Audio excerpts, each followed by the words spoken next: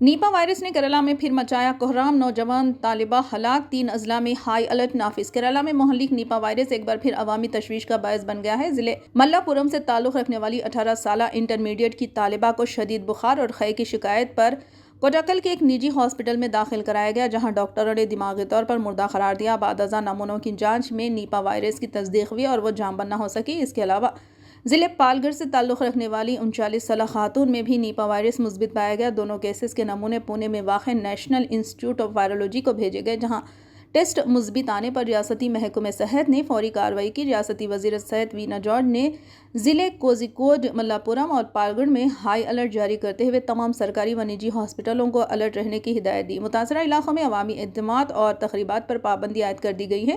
جاں بحق طالبہ کا علاج کرنے والے 43 طبی عملے کے افراد کو قرنطینہ میں رکھا گیا ہے تاکہ وائرس کے ممکنہ پھیلاؤ کو روکا جا سکے۔ حکام کے مطابق نیپا ایک مہلک وائرس ہے جو عموماً چمگادڑوں اور سوروں سے انسانوں میں منتقل ہوتا ہے اور شدید بخار، دماغی سوجن، سانس کی تکلیف اور بعض اوقات موت کا باعث بنتا ہے۔ چونکہ اس وائرس کا کوئی مخصوص علاج یا ویکسین موجود نہیں، اس لیے احتیاطی تدابیر ہی سب سے مؤثر ذریعہ ہے۔ عالمی ادارہ صحت WHO نے بھی نیپا کو دنیا کے خطرناک ترین وائرسز میں شمار کیا ہے۔ حکومت صورتحال پر گہری نظر رکھے ہوئے اور بعض متاثرہ علاقوں کو کنٹینمنٹ زون قرار دینے پر غور کر رہی ہے۔